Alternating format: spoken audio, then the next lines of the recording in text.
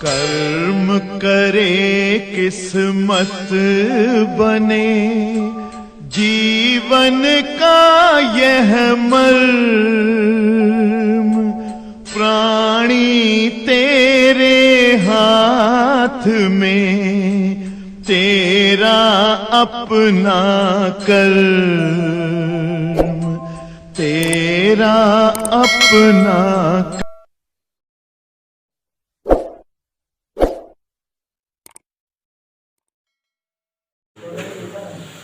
पहली शताब्दी में दार्शनिक टालमी ने बताया, एक हम समझाए थे। पहली शताब्दी में दार्शनिक टालमी ने बताया कि पृथ्वी स्थिर होती है, सूर्य तथा अन्य ग्रह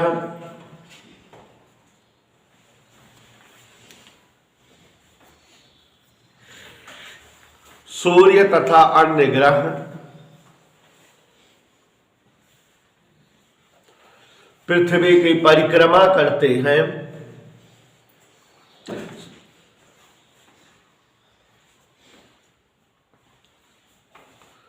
पांचवी शताब्दी में लिखो बेटा, आयुष के भाई जल्दी लिखो, शिवांशु बोलो तो लिखे। पांचवी शताब्दी में भारतीय गणितज्ञ आर्यभट्ट ने गणना करके प्रतिपादित किया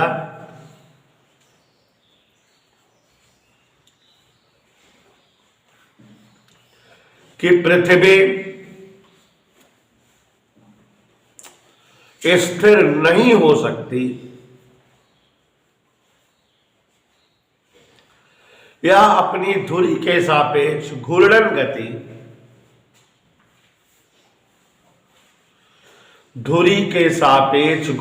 गति तथा सूर्य के चारों ओर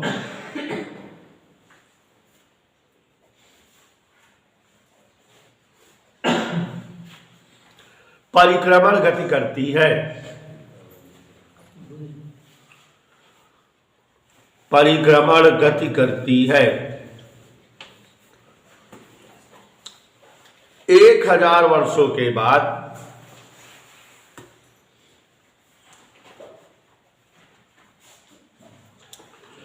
वैज्ञानिक कापरनिकस, समझाए थे हम, 1000 वर्षों के पश्चात, अरे प्रिंसी खूब बात से खाना खाती हो। 1000 वर्षों के पश्चात वैज्ञानिक कापरनिकस तथा उनके सहयोगी वैज्ञानिकों की टीम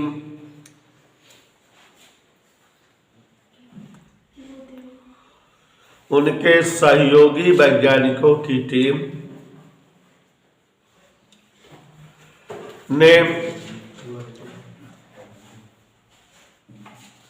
विभिन्न परीक्षण के पश्चात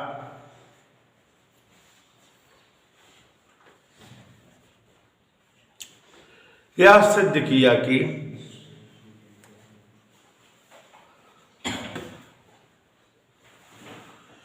सूर्य स्थिर होता है। शिवांशु लिखो बेटा, तुम तो अच्छे लड़के हो यार। सूर्य स्थिर होता है,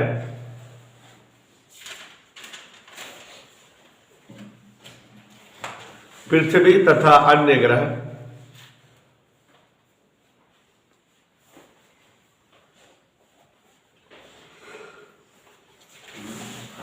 सूर्य से निश्चित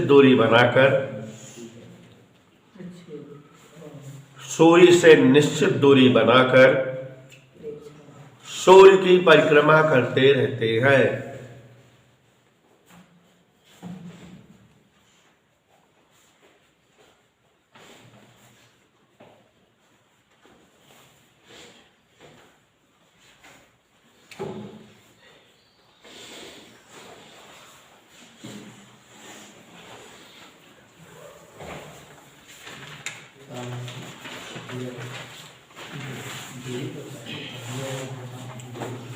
देखा बेटा, सूर्य की परिक्रमा करते रहते हैं।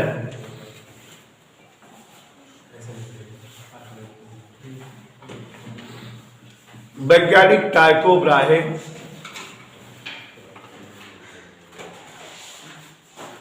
तथा टाइको ब्राहे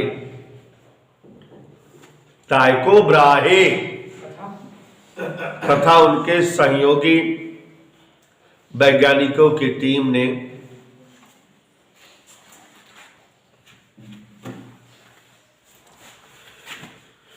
ग्रहों के गति संबंधित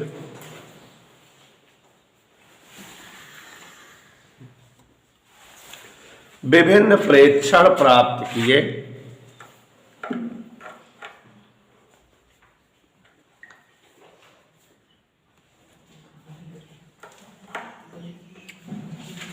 ग्रहों की गति संबंधित विभिन्न प्रेक्षण प्राप्त किए।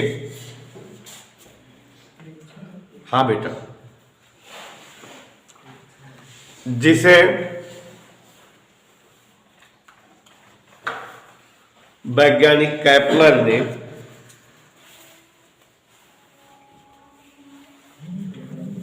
पूर्णतया प्रतिपादित किया।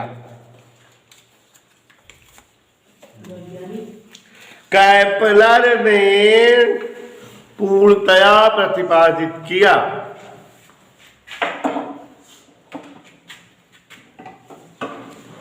यही प्रेक्षण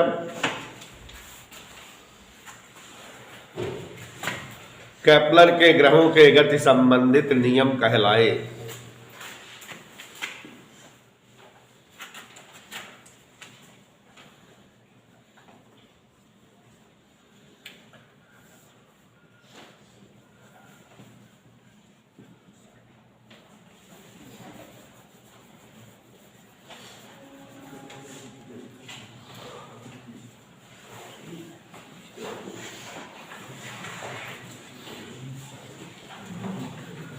ये बहुत इंपॉर्टेंट है बेटा,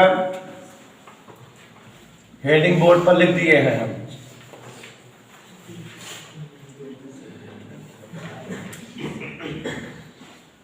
समझ के उन्हें सही लिखना है। हमारे बीच महवीज भी आई हुई हैं, अरे उनकी बहन समरीन महवीज सो गई हैं। तो हेडिंग साजिद नाडिया वाला बोर्ड पर है, ग्रहों के गति संबंधित केपलर के नियम। याद करिए वो भयानक ठंडी वाली कल की सुबह जब हमने आपको पढ़ाया था कि केपलर ने ग्रह उपग्रह की गति के संदर्भ में कुल कितने नियम दिए?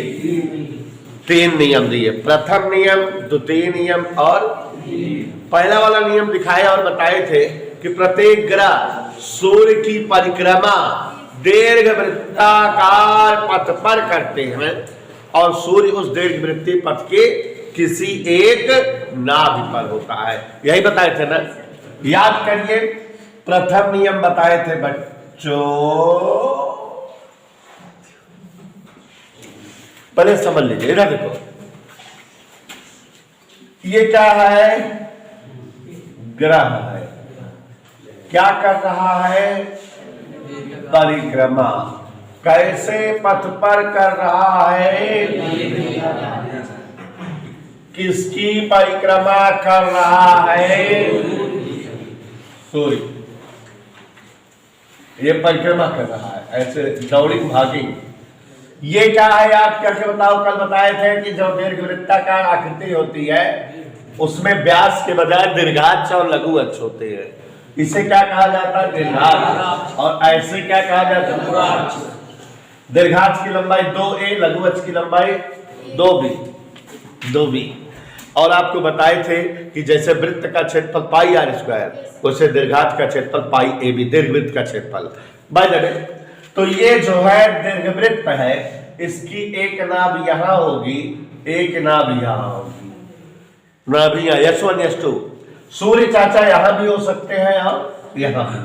तो हमने आपको बताया था कि जब जो है, याद करो, ग्रह सूर्य की परिक्रमा करता है तो ग्रह सूर्य की परिक्रमा दीर्घ वृत्ताकार पथ पर करता है और सूर्य उसकी किसी एक नाभि पर होता है। देखो कितना बढ़िया सूर्य बता दिए, देखा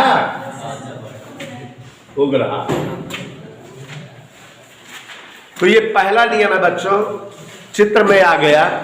प्रत्येक ग्रह सूर्य की परिक्रमा दीर्घ वृत्ताकार पथ पे करते हैं और सूर्य उस दीर्घ वृत्तीय पथ की किसी एक नाभि पर सिचुएटेड होता है।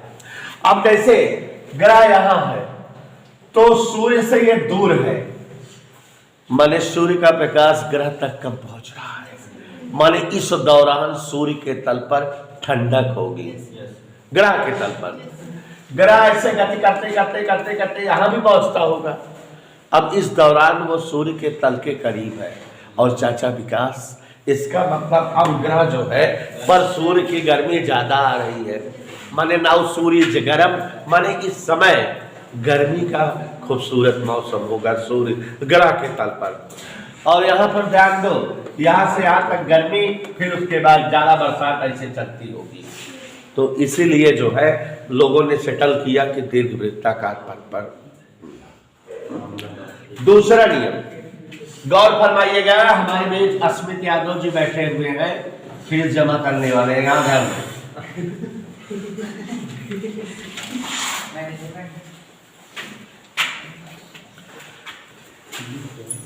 ये क्या है?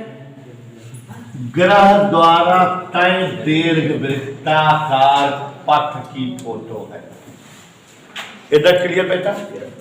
ये क्या है? उस दीर्घ वृत्तीय पथ की दीर्घाक्ष है। यहां क्या है? चच्चा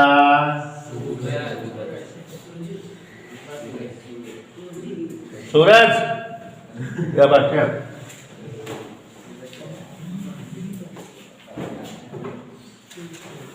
सन इज हियर।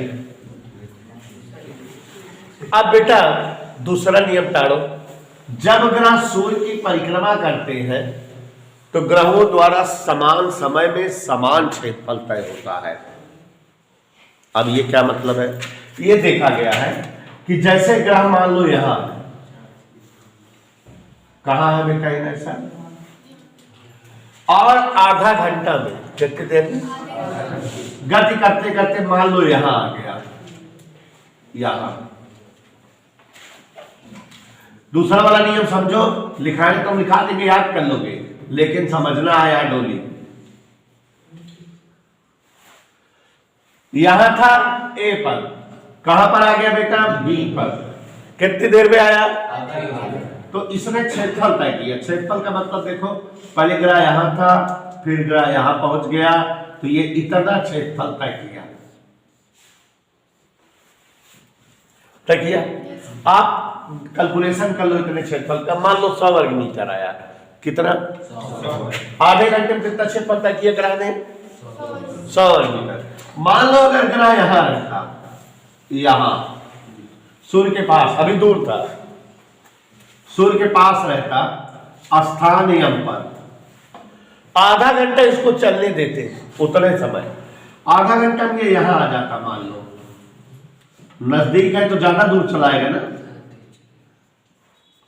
और अब देखो इसने कितना क्षेत्रफल तय किया, तो इसने इतना क्षेत्रफल तय किया ना। क्यों बच्चों?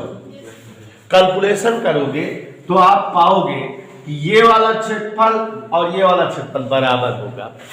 तो माने साइंटिस्टों ने ये बताया कि समान समय में ग्रह समान क्षेत्रफल तय करता है।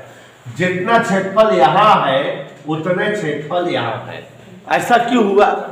क्योंकि बेटा जब ग्रह सूर्य से दूर होता है तो उसकी चाल कम होती है, इसलिए वो जो है उस समय में कम दूरी जा पाता, क्षेत्रफल जितना बनता है। और जब ग्रह सूर्य के नजदीक होता है तो उसकी चाल अधिक हो जाती है, तभी वो ज्यादा दूर चला जाता है, क्षेत्रफल उसी के बराबर आ जाता है। तो यहां इस नियम को बोला जाता है ग्रहों द्वारा समान समय में समान क्षेत्रफल तय होता है।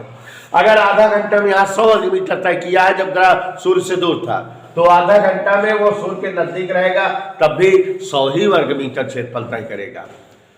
तो दूसरा नियम क्या है बच्चों, हमको बताओ। ग्रह द्वारा समान समय में समान क्षेत्रफल तय होता है। इसको शॉर्टकट में भी बोला जाता है, इतना लंबा ना बोल करके शॉर्टकट में। पूछो कैसे? ग्रहों की क्षेत्रफलीय चाल सदैव नियत होती है। ग्रहों की क्षेत्रफलीय चाल, इधर के लिए माने क्षेत्रफलीय चाल कांस्टेंट होती है। तो कई नियम हो गए। तीसरा बेटा इंपॉर्टेंट ज्यादा है।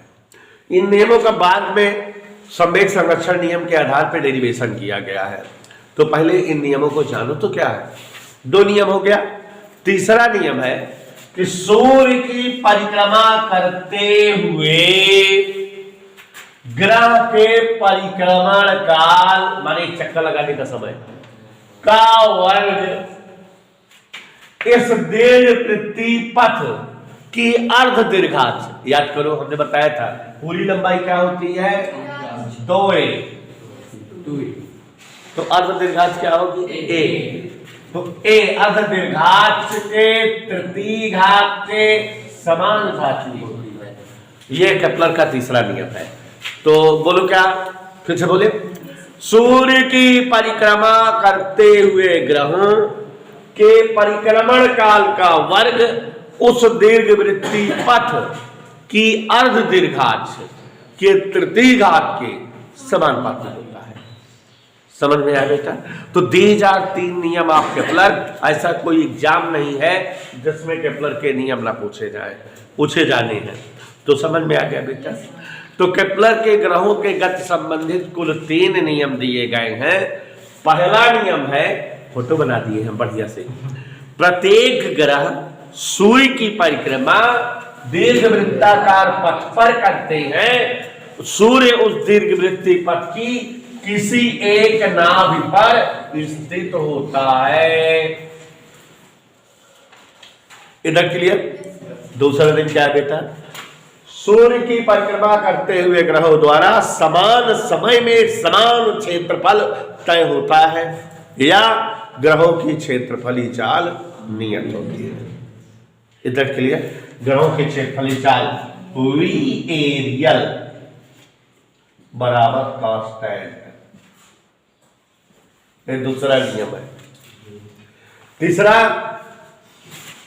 क्या है? दीपक के पटेल सूर्य की परिक्रमा करते हुए ग्रहों के परिक्रमण काल का उस दीर्घवृत्तीय पथ की ग्रह द्वारा तय दीर्घवृत्तीय पथ की अर्धघात के तृतीय घात के t² proportional a cube, t² बराबर k a क्यूब। कोई दिक्कत बच्चों? समझ आया? देखो ये जो ग्रहों के गति संबंधित नियम है इसको मैं बहुत धीरे धीरे टाइम लेके पढ़ाया। आप समझ रहे हैं, इंपॉर्टेंट है इसलिए।